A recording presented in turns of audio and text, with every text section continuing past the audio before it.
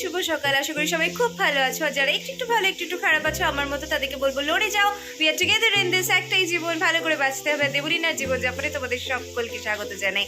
মা এখন আমাদের বিখ্যাত যে ঝোলটা আমরা খাই, মানে আলু বেগুন না, আলু বড়ি ফুলকপি দিয়ে যে ঝোলটা করি, সেইটা মা এখন করছে। তো চলো তোমাদেরকে দেখাই কিভাবে করা হয় ওটা। গুড নিউজ ইজ আজকে ঝকঝকে রোদ্দুর উঠেছে।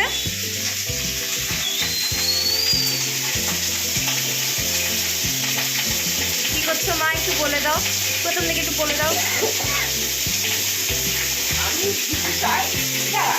আমি কিছুটা রান্না করে রাখবো, তারপরে আমার রান্নার মেয়েটা করবো।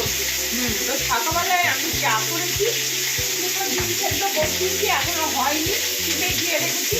আর ঝোলটা আমি করছি কপি ঝোল, আলু কপি দিয়ে একটা ঝোল। তো তার আগে আলু সেদ্ধ করেছি কুকারে, সেটা এখনো আমি খুলি। আলু সেদ্ধ হয়ে গেছে, ঝোলটা করবো করে আমি একটু বন্ধুরা তারপরে ওয়েছে তারপরে করবো। তাই এই ঝোলটা করতে গেলে আমাকে তো একটু লঙ্কা ফরস দিতে হবে। তারপরে কপিগুলো ভেজে নিলাম ভালো করে, হয়ে গেল কপিগুলো ভাজা। এবার আলুগুলো দিয়ে আলুগুলো দিয়ে দিলাম।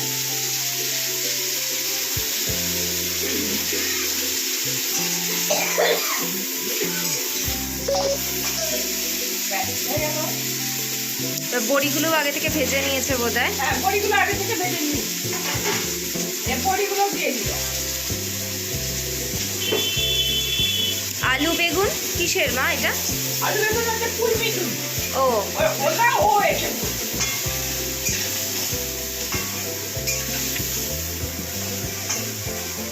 এখন বেগুনগুলো একটু ভাজা ভাজা হবে।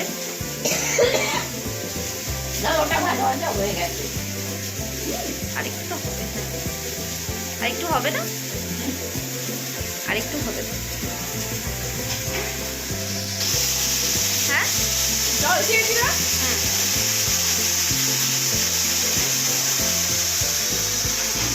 মার যেহেতু দাঁত নেই, বড়ি চিবোতে পারে না, তাই জন্য কিন্তু বড়িগুলো আগে দিয়ে দিল। তোমরা কিন্তু সবসময় বড়ি পরে দেবে।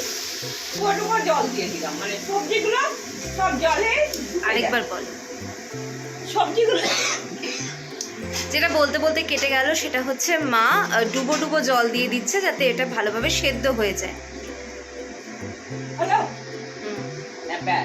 হুম, আছে। এবার কি করছো? নুন দেখো, এতটা নুন দেবো। হুম,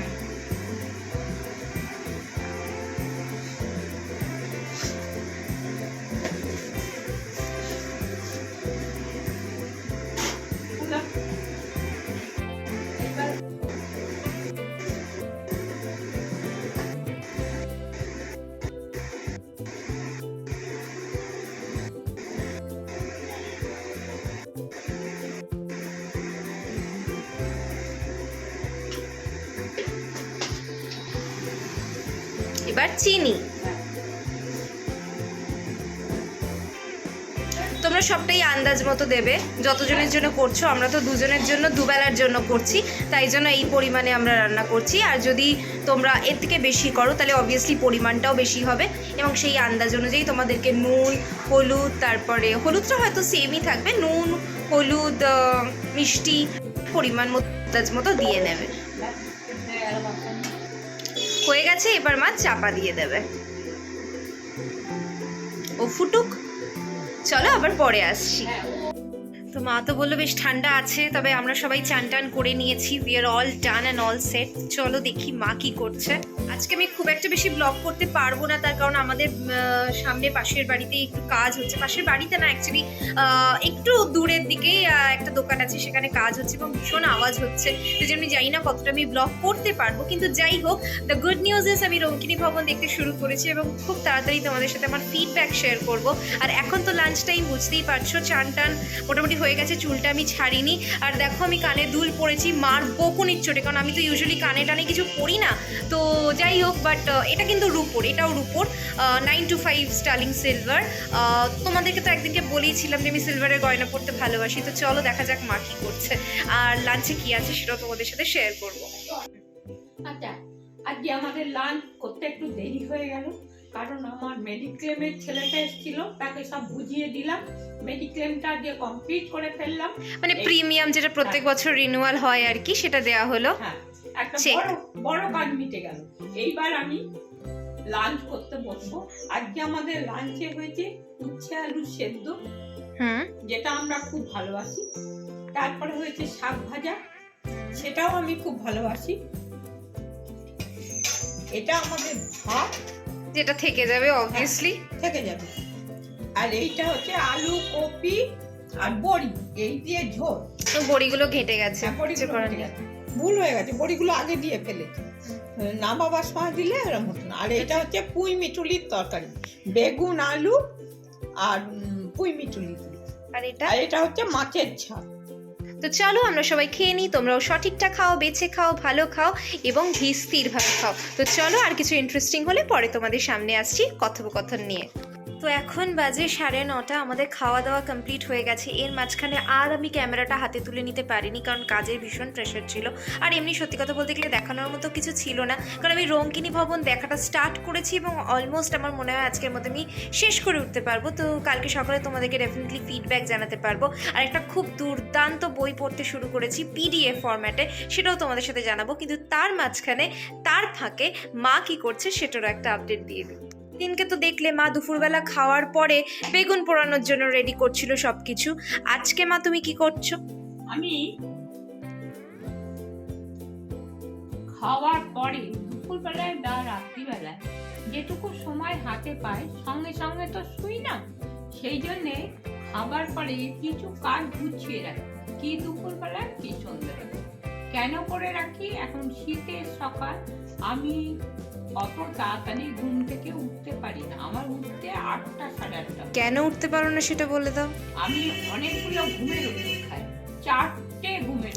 সাইক্রাটিক মেডিসিনস চলে, সেটা আমার বাপি চলে যাওয়ার পরে মাকে ডক্টর প্রেসক্রাইব করেছিল। তো খেতেই হয় আমাকে, আমার শরীরটাকে ভালো রাখতে গেলে। সকালবেলা উঠে আমি কাজ করি, কিন্তু মাকে আমি 9টা 10টার পথ তুলি। আমার বাপি ওঠে, আমি ওকে বাপি বলি। আমার বাপি সকালে উঠে ব্রাশ করে, হাত মুখ ধুয়ে, জামা কাপড় ছেড়ে, ঠাকুর নমস্কার করে সবকিছু করি আর কি, ইন শর্ট। হ্যাঁ, তারপরে চা বসায়। হ্যাঁ, সেটা তো আমি কি করেছি তোমরা ওল্ড ব্লগসে গেলেই বুঝতে পারবে। তারপরে ও সব করে, কিন্তু আমি সকালবেলায় সবজি কেটে তাড়াতাড়ি বসাতে পারি, আমার একটু দেরি। মা এখনো চুল আঁচড়ে বেঁধে উঠতে পারিনি, তো ওটা তোমরা একটু না, এক্সকিউজ ওটা করো। তোমার- কেউ পাগলি বলো না। তবে হ্যাঁ, আমার মা একটু পাগলি তো বটেই, কিন্তু সেটা ভালো দিক থেকে পাগলি, খারাপের দিক থেকে নয়। না, আমার আমি মা পাগলি সেজে থাকতে পারবো। আমার মাটা একটা খেপি, হ্যাঁ। কিন্তু এই ভালো দিক কিছুক্ষণ থেকে। আগে আমার ভাসুর একটু বেটার আছে, তো আমি তার জন্য খুবই চিন্তা করি। বয়স্ক মানুষ, সে ফোন করে জিজ্ঞেস করছে তোরা কি খেয়েছিস।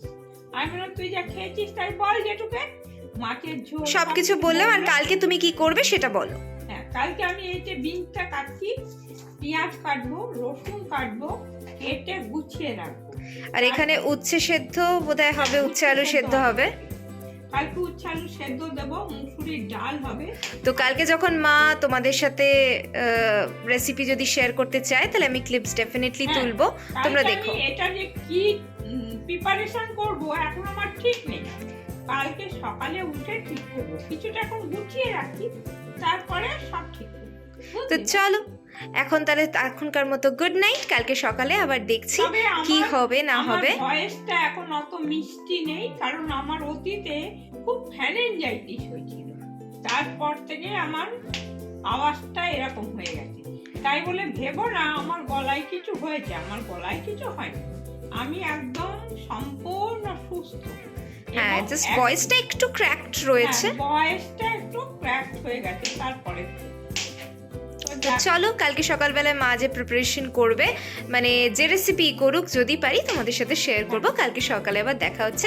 আপাতত গুড নাইট। হ্যাঁ বলো মা। ভালো থেকো। এই রেসিপিটা ভালো হলে আমি তোমাদের আমন্ত্রণ জানাবো, তোমরা আসতেও পারো আমার কাছে। হ্যাঁ, আর শেয়ার তো ডেফিনেটলি করবে।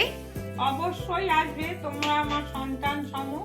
বড়দের আমি বলছি না, তারা কতটা আসতে পারবে না পারবে সেটা তাদের শারীরিকের একটা ব্যাপার তো রয়েছে, হ্যাঁ। তবে ডেফিনেটলি এটা দেখলে বাড়িতে ট্রাই করতেই পারো। হ্যাঁ। তো চলো আজকের মতো গুড নাইট, ঠিক আছে, কালকে good সকালবেলা আবার night. দেখা হবে। গুড নাইট সবাইকে, গুড নাইট। এখন ভালো করে ঘুমাও শান্ত মনে। ঠান্ডাটা শনিবার পর্যন্ত কন্টিনিউ করবে, তারপরে আস্তে আস্তে তাপমাত্রা ঊর্ধ্বমুখী হবে, তখন এতটা ঠান্ডার আমেজ পাবে না। ঠান্ডা কিন্তু একটা ভালো জিনিস। এই ঠান্ডার জন্যে অনেক ডিজিজ মানে কিওর হয়ে যায়, কিওর না হলেও কমে তো যায়। কিন্তু গরমে বিভিন্ন ধরনের ডিজিজের প্রাদুর্ভাব দেখা যায়। তা যে কদিন ঠান্ডা আছে সে কদিন ঠান্ডাটাকে এনজয় করো। ছোটরা বা মাঝারিরা বা বড়রা প্রোটেকশন নিয়ে এনজয় করুন, আর তোমরাও করো। আমি তো অ্যাকচুয়ালি ব্লগটা বড় হয়ে যাচ্ছে, তো কালকে হয়তো আমি জানি না এই ব্লগে দিতে পারবো কিনা। যদি এই ব্লগে না দিতে পারি তাহলে পরের ব্লগে আসবে তোমাদের এই রেসিপিটা। হ্যাঁ, ঠিক আছে, চলো আজকের ভিডিওটা এইটুকুই রাখছি, আর বেশি বড় করছি না। যদি তোমাদের এই ভিডিওটা ভালো লেগে থাকে, আমার মার কথোপকথন ভালো লেগে থাকে, আমার জীবনযাপন ভালো লেগে থাকে, তাহলে লাইক শেয়ার এন্ড সাবস্ক্রাইব করতে ভুলো না। সাবস্ক্রাইব করে পাশের নোটিফিকেশন বেলটা অন করে দিও, যাতে আগামীতে ভিডিও দিলে তোমাদের কাছে নোটিফিকেশন পৌঁছে যায়। তো চলো আবার দেখা হবে অন্য কোনো দিন, অন্য কোনো ভোরে, অন্য কোনো সকালে, অন্য কোনো আলোয়, অন্য কোনো ব্লগ নিয়ে, আর ডেফিনেটলি মার নতুন রেসিপি নিয়ে। ততক্ষণের জন্য টাটা, গুড নাইট, দুগ্গা দুগ্গা। আমার সঙ্গে তোমরা যারা শেয়ার করবে, কমেন্ট করবে, আমি অত্যন্ত খুশি হব। আজকে একজন তোমাকে কমেন্ট করেছে, বলো। আমাকে একজন কমেন্ট করেছে, আন্টি কি একটা বললো, আমি ভুলে আশীর্বাদ করো যাতে একটু ঠান্ডাটা কম লাগে। হ্যাঁ, ঠান্ডাটা কম লাগবে। আমি বললাম বাবু হ্যাঁ ঠান্ডাটা কম লাগবে, আর কয়েকদিন ওয়েট করলেই ঠান্ডা কমে যাবে।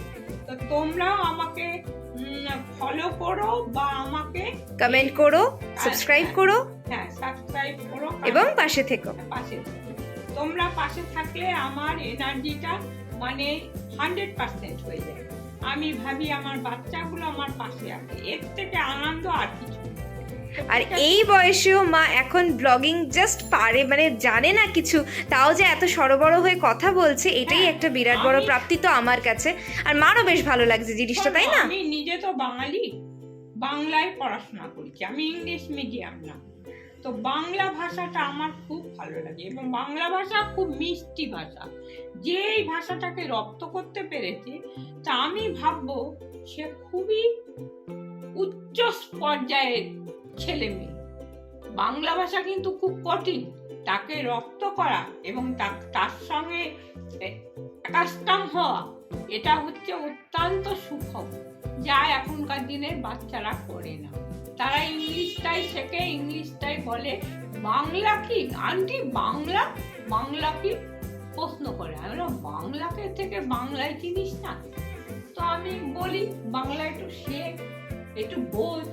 তোমার মেয়ে কিন্তু বাংলাটা ভালো বলে, সেটা বলো। হ্যাঁ, আমার মেয়েকে আমি বাংলা শিখিয়েছি।